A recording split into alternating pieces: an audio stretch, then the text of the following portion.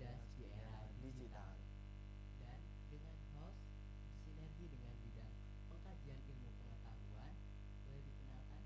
Halo teman-teman, perkenalkan nama saya Salahuddin Adib Arifai Muayyad sebagai host pada podcast kali ini.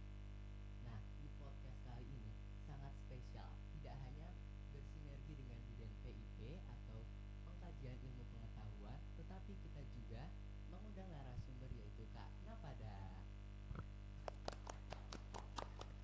Halo teman-teman semuanya. Hai Kak. Hai, Kak. Nah, jadi Kak Napada ini boleh diceritain dong Kak, latar belakang atau kesehariannya Kakak ini gimana sih Kak?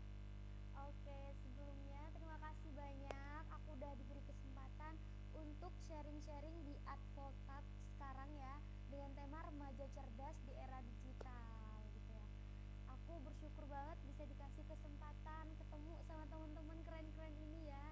Nah, sebenarnya keseharianku sekarang itu karena aku fresh graduate ya. Aku sekarang lagi sibuk kerja sama sibuk ngejar IELTS gitu ya buat lanjut kuliah S2. Niatnya sih mau doain ya mau ke Iya. luar negeri S2-nya gitu.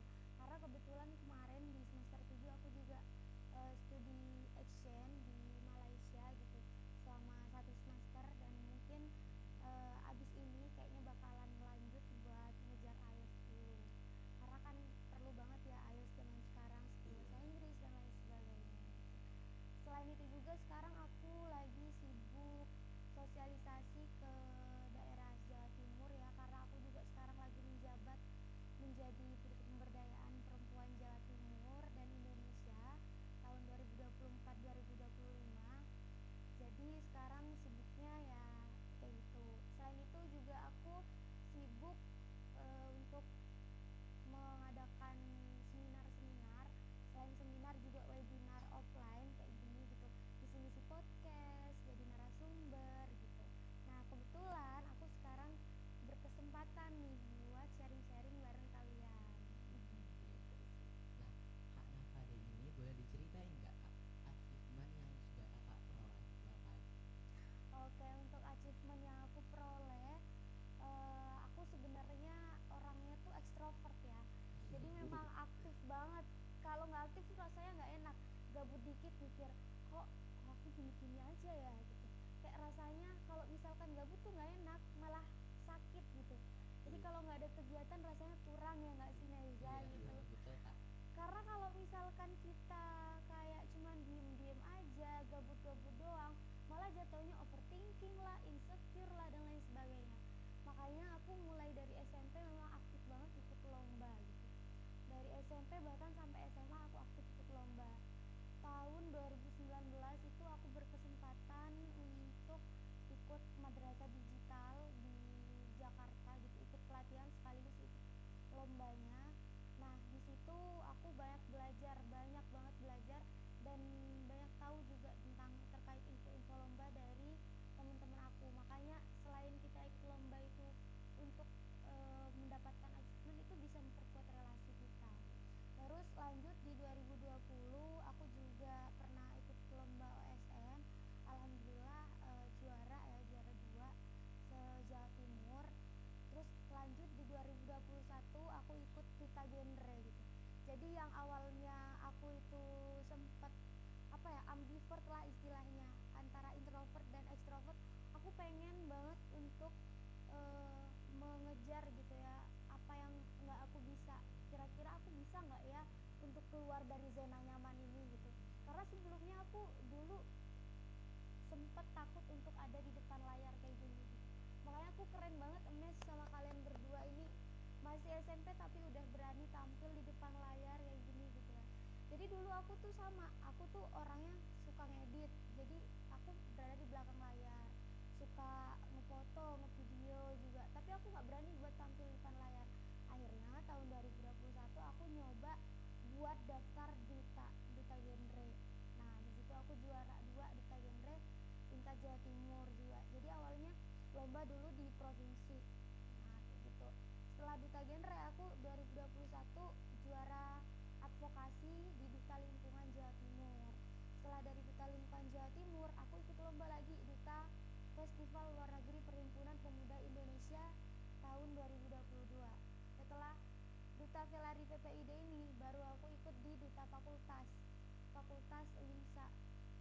dari duta fakultas itu aku juga lanjut lagi ke duta UNISA 2023.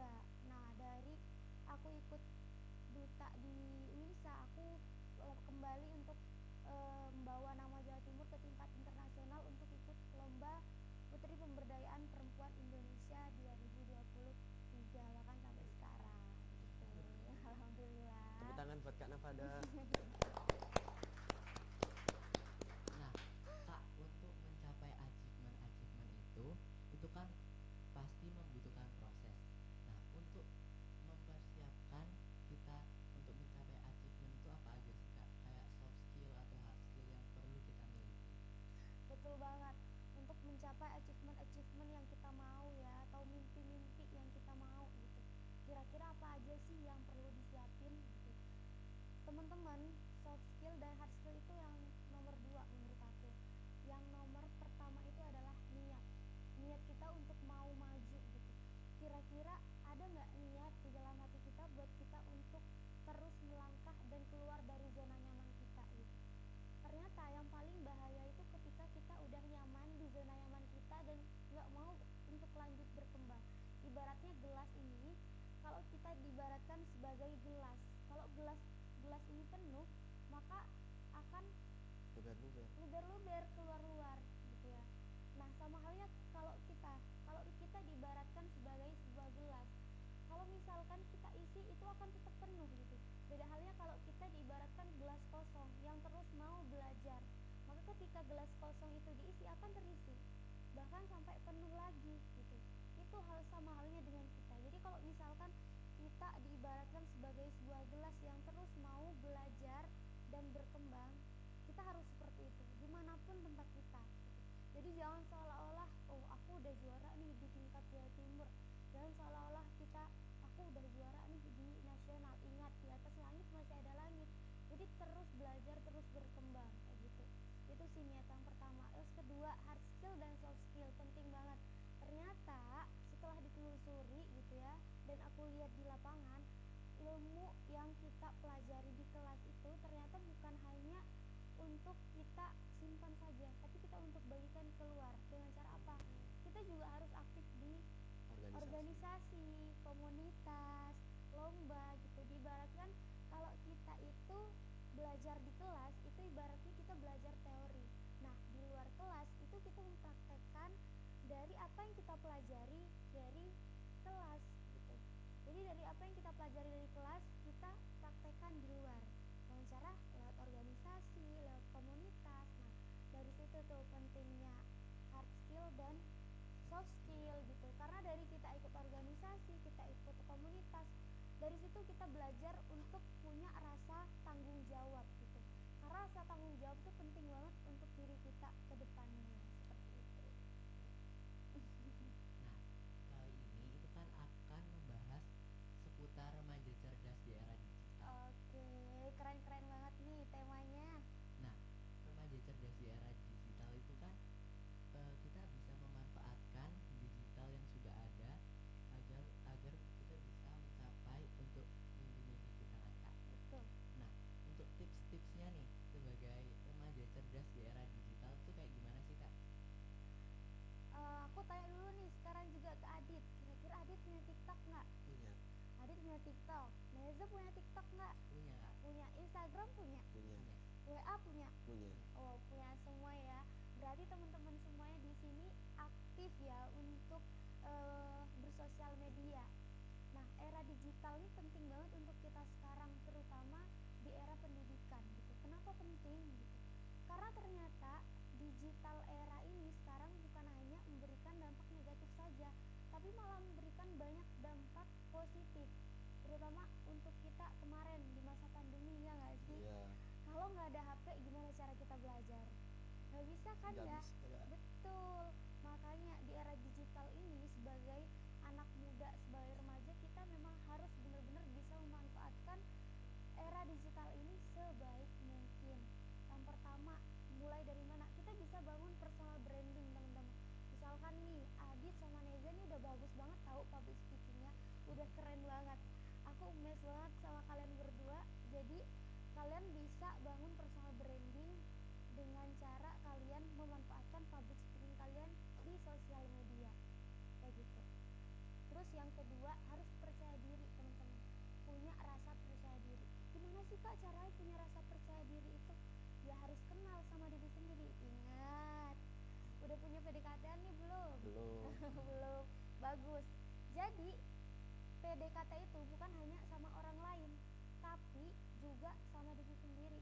Itu yang paling penting. Jadi PDKT dulu sama diri sendiri, kenali diri, tanya ke diri sendiri, kira-kira kekurangan dan kelebihan aku apa ya? Kira-kira kelebihan aku apa sih? Oh, kelebihan aku nih, aku bisa bersosialisasi sama orang lain. Meskipun itu orang baru, aku langsung bisa kenal nih. Gimana ya caranya supaya aku bisa memanfaatkan kelebihanku ini? Oh iya, aku mau ikut advotalk deh. Aku mau jadi MC atau aku mau jadi moderator deh gitu. Nah, itu kan udah salah satu bentuk kelebihan kita dan kita manfaatkan hal itu sebaik mungkin. Terus kita tahu nih kelebihan kita apa. Setelah kita tahu kelebihan kita apa, kita cari tahu kekurangan kita apa. Kalau misalkan kekurangan itu memang benar-benar nggak bisa kita untuk Toleransi. betul, nggak bisa, ya udah nggak apa-apa. Tapi jangan fokus ke kekurangan kita, fokus sama kelebihan kita. Bagaimana caranya kekurangan itu agar tertutupi dengan kelebihan kita, gitu. Nah, jadi kalau udah kenal sama diri sendiri, kita mudah untuk mengaplikasikannya, menyalurkannya ke hal-hal yang bermanfaat, gitu. Jadi paling penting harus kenal dulu teman-teman sama diri sendiri, harus sayang sama diri sendiri. Ingat, kalau bukan diri kita yang sayang sama diri kita, siapa lagi? Masa harus nunggu orang lain gitu. Aku sering banget kayak gini. Setiap mau tidur atau setiap melakukan aktivitas sehari-hari, aku selalu berterima kasih sama diri sendiri. Itu namanya afirmasi positif diri, teman-teman. Kayak gitu. Diri, terima kasih ya hari ini udah mau berjuang gitu. Jadi aku peluk diri aku sendiri, teman-teman. Misalkan kaki, terima kasih ya hari ini udah mau diajak kerja sama, udah mau diajak jalan jauh. Atau hati maaf ya tadi kayaknya ada perkataan yang bikin sakit deh gitu. Nah kayak gitu, aku sering mengapresiasi diri sendiri, teman-teman. Self reward itu penting dan nggak harus hal-hal yang besar, nggak harus kita beli tas Hermes, nggak harus kita beli tas Coach, nggak perlu. Terkadang afirmasi positif sama diri sendiri itu penting banget gitu. Itu sih kalau dari aku pribadi. Nah, saya tertarik banget nih kak, membangun personal branding. Nah, kan kalau anak SMP sekarang itu untuk membangun personal branding itu kan agak malu-malu ya kak ya. Iya, Betul. betul banget. Langkah-langkah kecil untuk membangun personal branding itu kayak gimana sih kak? Oke, langkah-langkah kecil untuk kita membangun personal branding. Yang pertama, kita harus bisa pede atau percaya diri, punya rasa percaya diri, percaya sama diri kita sendiri gitu. Meskipun banyak banget cemoohan atau hujatan-hujatan dari orang sekitar kan ya. Aku pernah baca buku, salah satu buku yang paling aku suka, kalau kalian tahu buku Filosofi Teras. Buku Filosofi Teras karya Henry Manampiring. Di situ kita belajar stoik, teman-teman. Kita belajar stoikisme. Stoikisme itu dimana kita harus fokus sama diri kita. Jadi di dunia ini tuh ada dua hal. Ada hal yang bisa kita kontrol dan ada hal yang nggak bisa kita kontrol. Hal yang bisa kita kontrol apa? Omongan kita, pikiran kita, perilaku kita, tujuan kita. Itu adalah hal yang bisa kita kontrol. Yang kedua, hal yang nggak bisa kita kontrol apa? Omongan orang lain, pikiran buruk orang lain, perkataan orang lain, perilaku orang lain, tindakan orang lain. Itu adalah di luar kontrol kendali kita. Jadi fokus sama apa yang bisa kamu kontrol. Just focus on yourself. Jadi apa tujuanmu, itu yang kamu lakuin. Udah on the track aja, lurus aja, nggak usah noleh kanan kiri. Kita nggak punya banyak tangan untuk nutup mulut mereka satu-satu yang suka ngata-ngatain kita, tapi kita punya dua tangan untuk menutup telinga kita dan fokus sama apa yang mau kita capai. Gitu kalau dari aku. Terus yang kedua nih, untuk anak SMA yang mau bangun personal branding, ingat, sosial media bukan hanya untuk hiburan semata. Dulu aku juga benci banget sama yang namanya TikTok ya, karena orang mengedukasi pakai joget-joget, orang mau ngasih informasi pakai joget-joget. Itu aku dulu kayak apa sih, TikTok nih alay banget gitu ya. Pas masa 2019 2020 tuh kayak alay banget. Pas pas masa pandemi ternyata aku nelan ludah sendiri. Kepake juga ya Kak Hedi ya? Iya, kepake banget. Bahkan dari TikTok aku bisa ngasilin uang, bisa beli motor, bisa beli laptop, bisa bayar kuliahku, bisa bayar kehidupanku sehari-hari di dunia rantau ini. Pure selama aku kuliah jarang banget yang namanya aku itu minta ke orang tua. Bahkan hampir enggak gitu. Karena aku alhamdulillah S1 aku beasiswa, dan dari situ, dari TikTok aku bisa ngasilin uang, mulai dari affiliate bahkan endorsement. Ternyata aku gini, oh iya ya, ternyata yang aku kira dulu alay ternyata malah bisa ngasilin uang dan ngasih kehidupan untuk aku saat ini gitu.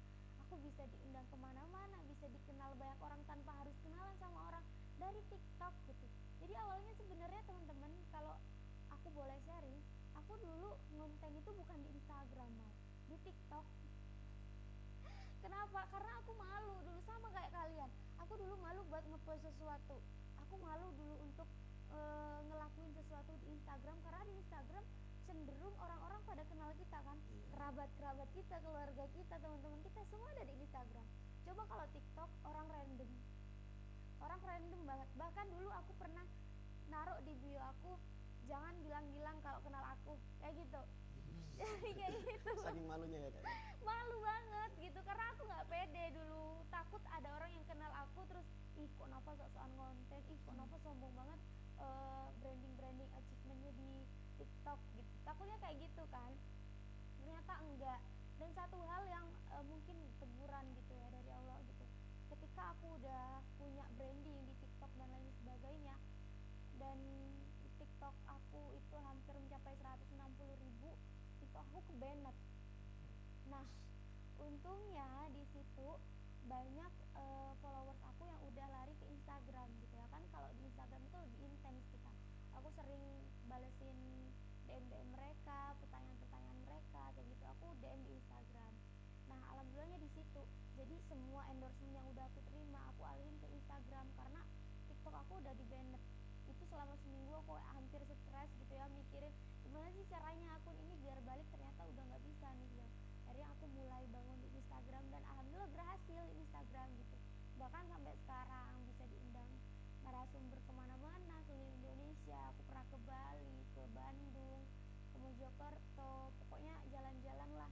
Bahkan kemarin juga mungkin dari branding di Instagram aku bisa ke Banda Neira.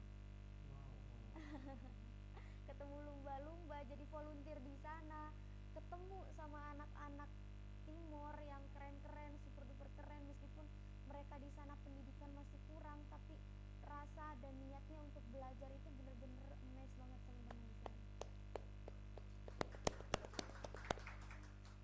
Nah, mungkin dari bidang PIP sendiri ada pertanyaan nggak sih untuk Kak Nafa dan Tri?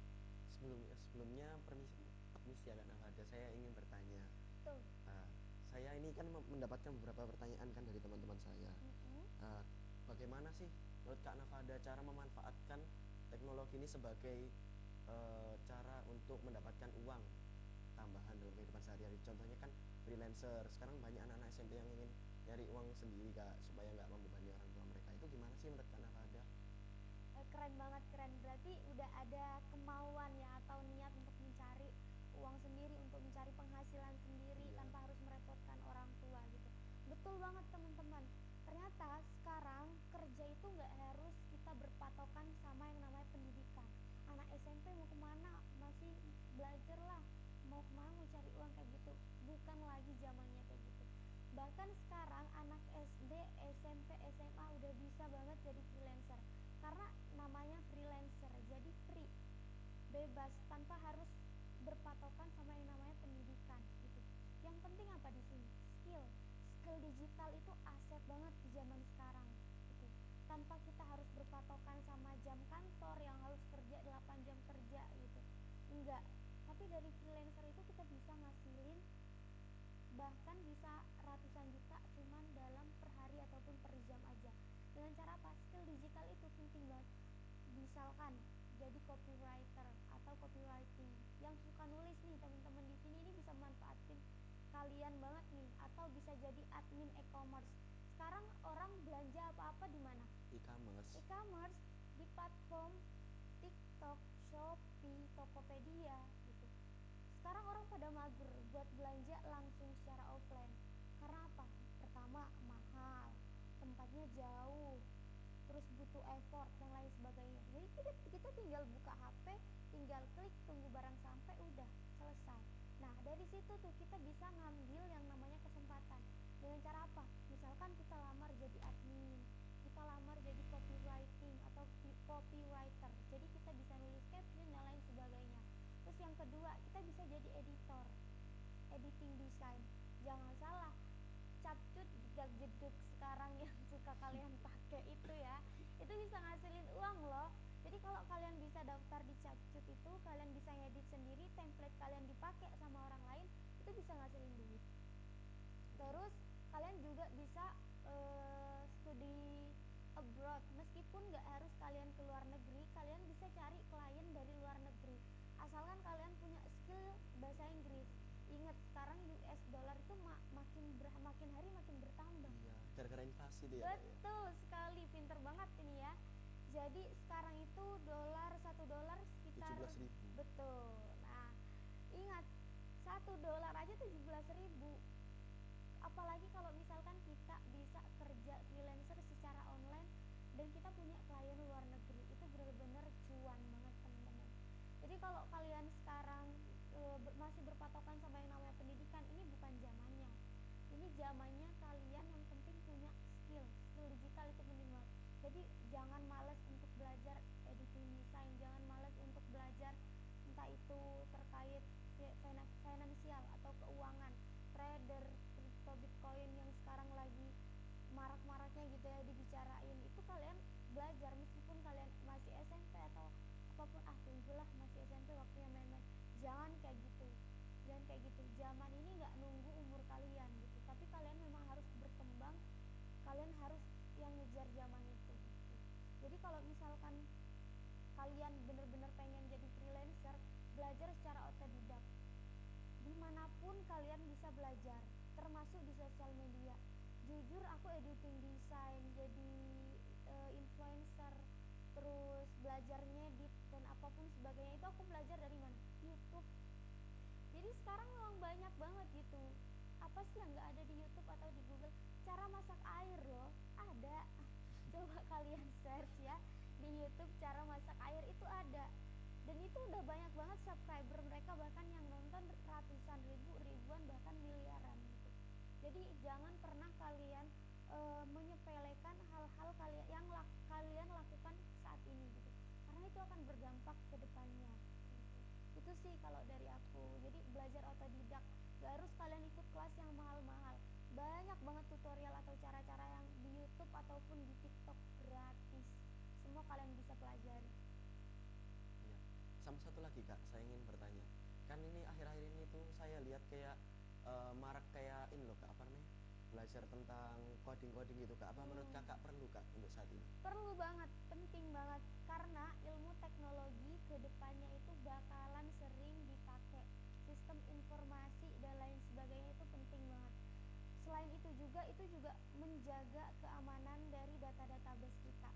Kenapa? Karena cyber security itu penting banget untuk sekarang. Banyak penipuan-penipuan yang terjadi kan. Iya benar banget. Ngirim file atau kita menerima file yang dikirim orang lain yang nggak dikenal, terus kita klik file itu, tiba-tiba Kertas gitu ya. Kertas, betul banget. Entah itu akun kita, entah itu m-banking. Nah, itu yang paling berbahaya banget.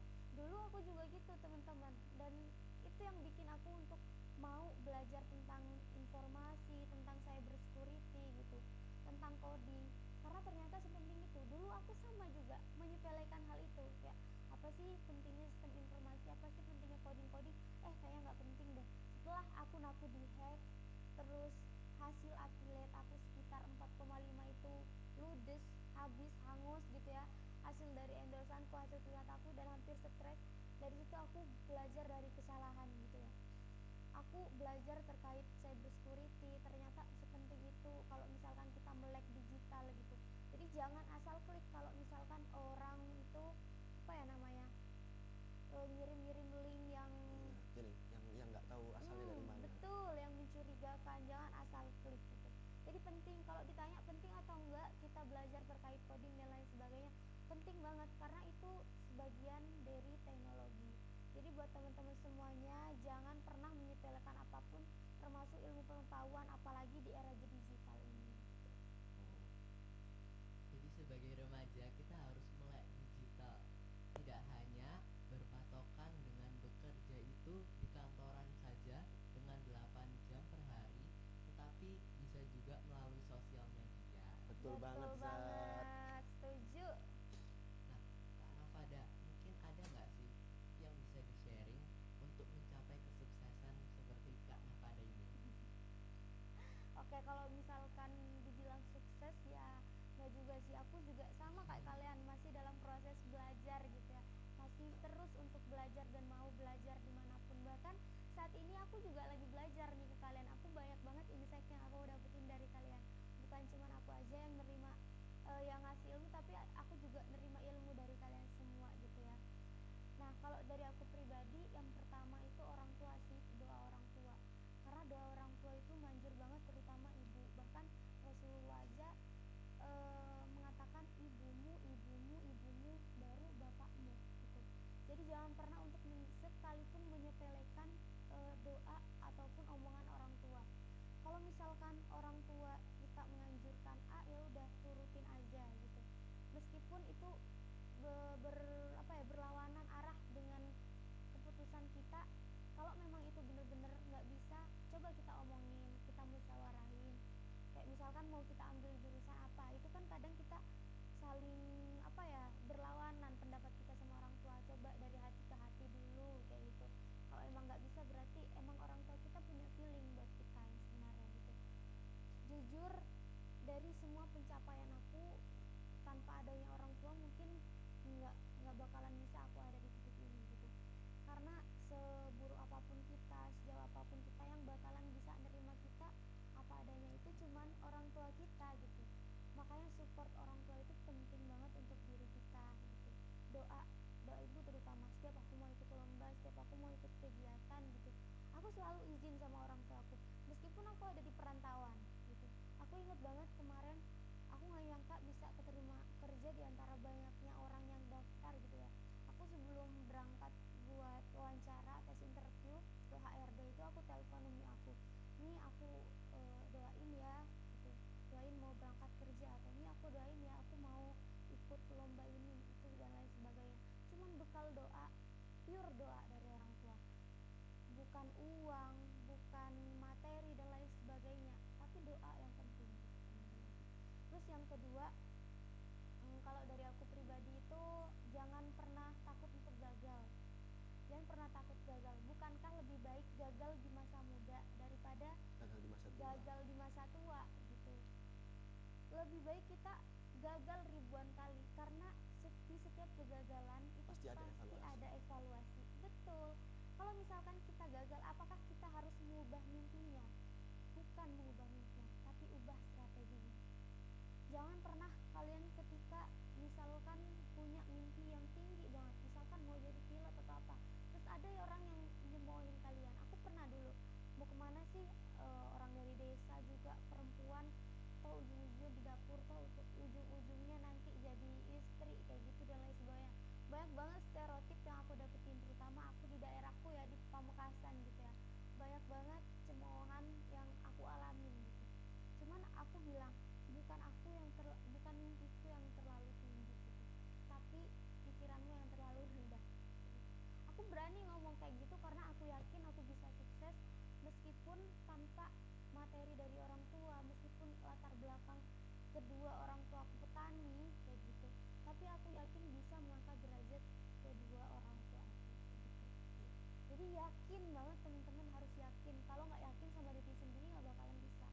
Terus yang ketiga, pesan dari aku juga, selalu inisiatif untuk keluar dari zona nyaman gitu. Jadi jangan pernah takut kalian untuk mencoba, takut gagal.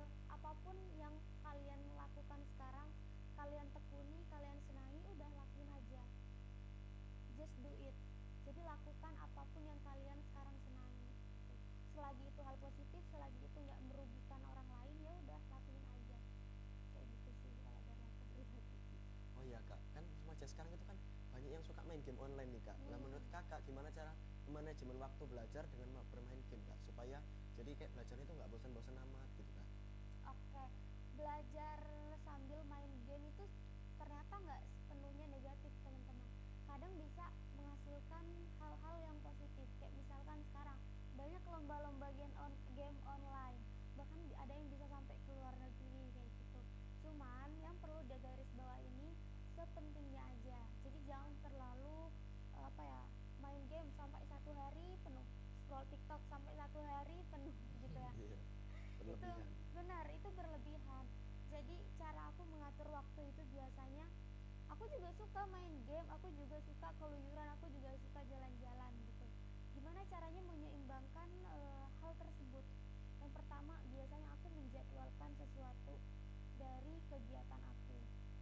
Jadi aku membaginya menjadi 4 hal, antara penting dan tidak penting, penting dan urgent. Penting dan urgent ini kayak misalkan kita sekolah, belajar, matkul, mata kuliah, les dan lain sebagainya, menurutku itu penting dan urgent. Ada yang tidak penting dan tidak urgent, kayak apa? Ya game online itu, atau scroll TikTok sampai seharian penuh, itu kan tidak terlalu penting dan tidak terlalu urgent. Ada yang urgent dan tidak penting, misalkan kayak apa? Bersih-bersih, itu kan memang tidak Dibutuhkan. terlalu dibutuhkan, betul. Terus yang keempat, ya yang tadi itu yang aku bilang tidak penting tapi itu urgent. Kayak misalkan kita bersih-bersih kamar kita, itu kan wajib ya. Jadi untuk kenyamanan kita supaya enak juga belajarnya. Jadi aku biasanya membagi dengan 4 hal itu. Dan tidak lupa setiap hari biasanya aku men-to-do list apapun yang aku lakukan. Kayak misalkan hari ini aku mau ngapain aja ya. Oh, hari ini ada podcast nih. Terus yang kedua aku mau nyuci nih. Terus yang ketiga, oh aku mau masak habis ini. Jadi setiap hal yang aku mau lakukan itu keesokannya, sebelum di malam harinya aku biasanya tulis. Kalau nggak kayak gitu aku bisa buyar, karena aku tipe orang yang gampang ke distract. Main HP dikit, main HP 5 menit, tiba-tiba ternyata 5 jam. Iya sama kak. Ya kan, bener kan? Scroll TikTok itu ternyata nggak kerasa ya gitu, bisa menghabiskan waktu berjam-jam. Jadi kalau menurut aku mending to do list aja gitu, hal-hal apa aja yang mau kita lakuin gitu. Sama juga aku juga suka main game online, bahkan sekarang juga ada game online yang bisa menghasilkan uang, duit gitu ya, kayak Edward, Captcha, banyak banget sekarang yang bisa di US dollarkan gitu. Itu sih kalau dari aku. Kalau boleh tahu nih, Kak Nafada sendiri itu rutin mengupload konten di media sosialnya ya? Iya, betul banget. Di platform apa aja nih Kak? Untuk konten sendiri sekarang aku lagi aktif konten di Instagram dan di TikTok gitu ya. Untuk di YouTube, aku sempat buat YouTube tapi terbengkalai ya teman-teman, karena YouTube itu kan durasinya agak panjang, sedangkan di TikTok maupun Instagram itu kan short video, jadinya kita gampang dijangkau juga dan lumayan nggak terlalu effort yang editnya. Kalau di YouTube kan kita emang agak panjang, jadi sekarang lagi difokusin untuk ngonten di video Instagram dan TikTok. Nah, untuk mendapatkan inspirasi dari konten-konten tersebut biasanya Kak Nafada dari mana sih Kak? Yang pertama aku biasanya dari buku, karena aku suka ngebaca ya, aku suka baca entah itu buku fiksi, buku pelajaran, buku self development, dan kebetulan konten aku itu terkait self development dan financial kayak freelancer dan lain sebagainya. Kalau kayak gitu biasanya aku ngambil di buku. Jadi ketika aku baca buku, aku berusaha mencerna dan menghasilkan konten itu dengan cara aku mengubah bahasa tersebut jadi bahasa bayi atau bahasa yang mudah dipahami sama orang-orang, atau mudah dipahami oleh followers aku gitu ya. Terus yang kedua, biasanya aku juga dapat inspirasi dari orang lain yang sama-sama konten kreator, tapi perlu diingat bahwa ATM, amati, tiru, modifikasi kayak gitu. Terus yang ketiga, biasanya aku juga saling sharing sama teman-teman sesama konten kreator aku gitu. Jadi aku biasanya saling collaboration sama mereka, tukar pikiran, kemudian kan sering biasanya chit chat ya, Iya. di WA ataupun di DM Instagram ngajak collaboration, jadinya kita nggak terlalu rumit lah ketika pembuatan konten. Intinya yang paling penting dari pembuatan konten itu konsisten ya, konsisten gitu. Konsisten penting banget sih, makanya kalau misalkan kita mau jadi konten kreator itu konsisten adalah kunci utama untuk kita bisa bangun personal branding, untuk kita bisa dapat endorsement juga, bisa dapat apa ya, insight dari akun kita, kayak gitu ya dari aku. Kalau menurut kakak gimana sih kak cara ngejar impian kalau misalnya orang tua itu tidak suportif terhadap impian kita gitu kak? Kan kalau misalnya didukung orang tua kan enak ya, kalau misalnya nggak didukung itu bagaimana kak menurut kakak? Oke, ini relate banget nih sama aku. Karena aku dulu adalah orang yang juga gak direstuin sama abahku untuk aku kuliah di luar kota gitu. Karena abahku dulu beranggapan mau kemana sih cewek juga, toh nanti juga ujung-ujungnya nikah, ujungnya di dapur, gak usah kuliah jauh-jauh, tau ujungnya kamu nanti misalkan tetap berwirausaha atau buka bisnis dan lain sebagainya. Tapi bukan hal itu poinnya. Pentingnya pendidikan menurut aku ketika kita akan membentuk suatu karakter di diri kita. Itulah poin penting dari pendidikan gitu. Nah, kalau misalkan kita punya yang namanya mimpi gitu ya, atau punya yang namanya impian, tapi itu terhalang karena restu orang tua atau gak sependapat sama orang tua, coba deh kita pendekatan sama orang tua kita, terutama cowok ya. Biasanya cowok kan kadang agak jauh ya gitu Iya. ya dari orang tua, karena lebih cenderung tertutup gitu ya daripada cewek. Mungkin mulai dari sekarang, apalagi kalian udah SMP ya, jadi coba bangun komunikasi yang baik sama orang tua kita. Sebenarnya orang tua kita itu nunggu kita loh untuk bangun komunikasi gitu. Cari waktu-waktu yang terbaik, gimana sih caranya supaya orang tua kita itu mau untuk diajak diskusi gitu. Mau gimana caranya orang tua kita supaya bisa sependapat sama kita. Kita coba ambil hatinya gitu. Kalau udah kayak gitu, jangan lupa untuk doain hati mereka supaya lunak, supaya hati mereka juga luluh gitu ya terhadap apa yang kita mau, supaya mereka juga ikut ngedukung hal-hal yang memang kita impikan atau inginkan. Dulu aku juga kayak gitu, bahkan aku pernah sempat hopeless gitu ya, kayaknya aku nggak bisa deh kuliah gitu ya. Abahku sampai bilang gini, kamu boleh kuliah di luar tapi jangan minta biaya ke abah, jangan minta biaya sepeser pun dari abah. Terus aku kayak gini, loh kok kok gini ya gitu, bukannya aku anak-anak dari abah, tanggung jawab masih dari abah gitu ya. Itu sakit banget teman-teman pas waktu aku nerima ocehan kayak gitu. Dan karena mungkin aku tekadku udah bulat ya, aku pengen kuliah di luar, aku pengen cari pengalaman di luar, akhirnya aku cari info-info beasiswa, aku cari freelance gitu, aku belajar buat ngonten. Dari situ mungkin abahku mulai ada rasa trust atau percaya ke aku.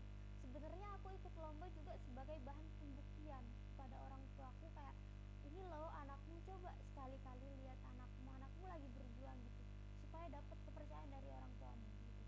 Dulu setiap aku ikut lomba, abahku nggak pernah datang, abahku nggak pernah buat ikut, kecuali apa, dapat uang, kecuali dapat kayak gitu. Jujur ya, aku ngomongin ini jujur, tapi di sisi lain itu mungkin juga apa ya tantangan untuk aku, supaya aku bisa jadi anak yang lebih mandiri, jadi anak yang lebih kuat, tegar di atas kaki aku sendiri kayak gitu. Jadi aku bersyukur juga punya abah yang ngelatih aku, ngelatih mental aku, bukan cuma ngelatih fisik tapi mental aku. Meskipun aku cewek gitu, tapi dibiarin sendiri, aku dibiarin kemana-mana sendiri tanpa harus bergantung sama kedua orang tuaku kayak gitu. Jadi dulu aku juga agak berlawanan arah pendapat sama abahku gitu. Itu abahku gitu loh. Kalau kalau umiku kan kalau orang tua cewek itu masih bisa luluh ya artinya. Kalau seorang bapak itu kan pasti keras banget ya pendapatnya. Jadi kayak kita mau ngelawan juga nanti jadi anak durhaka, kayak aduh pusing banget ini, kayak gimana ya caranya gitu. Jadi akhirnya aku berusaha untuk ikut lomba.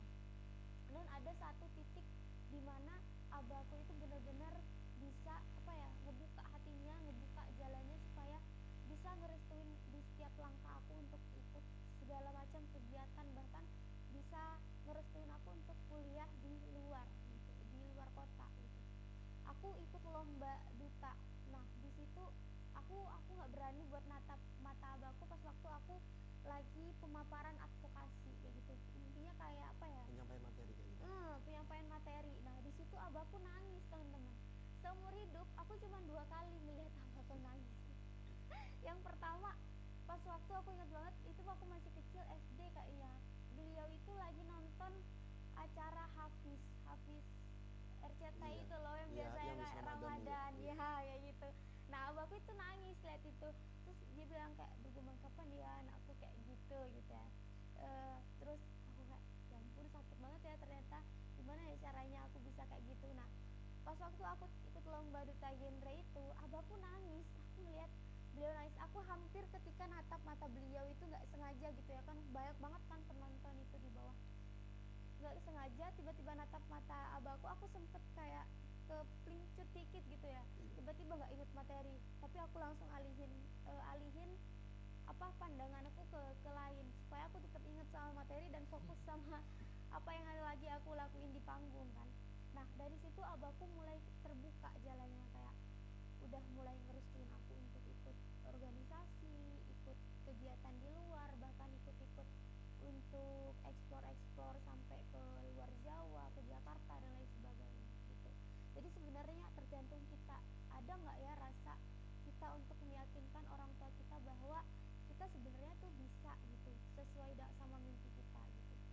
Jadi kalau misalkan teman-teman di sini masih susah untuk dapat kepercayaan dari orang tua, berusahalah bangun komunikasi sama kedua orang tua kalian gitu. Terutama untuk anak cowok, Adit nih ya. Iya. Berusaha bangun komunikasi sama orang tua. Ternyata bangun komunikasi orang tua memang agak sulit. Tapi ketika kita udah berhasil bangun komunikasi, semuanya itu akan enak. Jadi apapun yang mau kita lakukan, apapun yang mau kita rencanain itu lancar semuanya teman-teman, lurus banget jalannya. Meskipun ada batu-batu kerikil dikit sih. Jadi mungkin ocehan dari orang tua atau masukan dari orang tua sendiri menjadikan motivasi ya. Betul sekali itu. Nah mungkin dari Kak Nafada sendiri nih, kita sudah tanya-tanya, mungkin dari Kak Nafada mau ingin bertanya kepada kita, boleh banget nih. Boleh banget ya. Aku mau tanya nih ke apa ya, Adit ataupun ke Neza yang mana Iya. dulu nih. Kira-kira motivasi kalian atau kalian punya nggak role model di hidup kalian sendiri, siapa gitu? Role model. Role model itu Kayak panutan gitu. Betul sekali, panutan. Kalau panutan saya kebetulan adalah Warren Buffett, Kak. Oh, Warren Buffett, keren-keren. Kalau Neza sendiri? Kalau mungkin panutan saya ayah saya sih. Wah, keren. Kalau boleh tahu cerita dong sedikit kenapa sih kalian milih mereka untuk menjadi role model kalian? Kalau saya kebetulan karena milih dia itu karena orangnya dari kecil tuh pekerja keras, kayak kalau misalkan dia kan kayak apa ya, kayak disupport sama orang tuanya kan, akhirnya dia membuktikan ke orang tuanya kalau misalnya dia itu bisa sukses dengan disiplinnya dia, kemudian keberaniannya dia untuk mengambil sebuah resiko dan lain sebagainya. Gitu sih Kak, kalau pesan dari saya. Oke, kalau Neza sendiri? Kalau saya sendiri mengambil role model yang bisa disebut role model ayah saya, dikarenakan ayah saya itu sangat kuat Kak. Jadi ayah saya itu mungkin kan banyak sekali rintangan ya mungkin dalam keluarga ini, Betul. tapi ayah saya itu masih tetap lurus gitu loh, Kak. Jadi kayak pantang menyerah ya untuk cari nafkah buat Iya, kita. betul, Kak.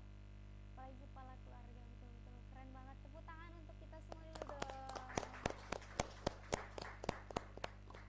Nah, mungkin Kak Nafada sendiri ada nggak sih Kak motivasi untuk remaja zaman sekarang tuh kayak gimana sih Kak?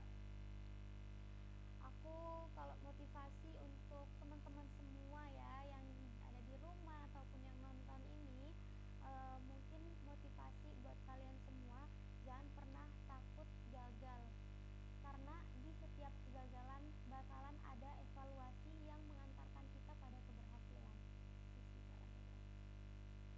Nah, mungkin ada nggak Kak yang mau di-sharing lagi ke kita nih supaya kita juga mendapatkan ilmu yang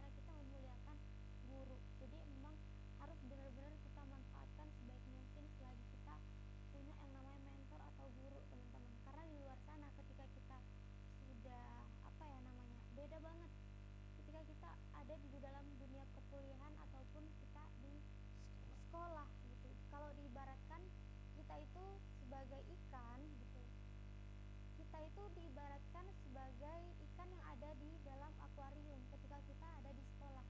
Jadi airnya masih bisa kita atur, airnya masih bisa kita ukur, kedalamannya masih kita bisa ukur kalau di sekolah.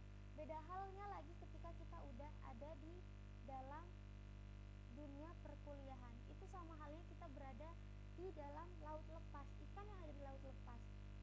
Jadi airnya udah nggak bisa kita atur, airnya nggak bisa kita ukur, kedalamannya kita nggak bisa kita atur.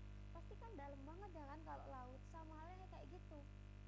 Jadi selagi kita ada di dalam dunia perkuliahan atau dalam dunia sekolah, lebih baik mungkin kita memanfaatkan hal itu sebaik mungkin.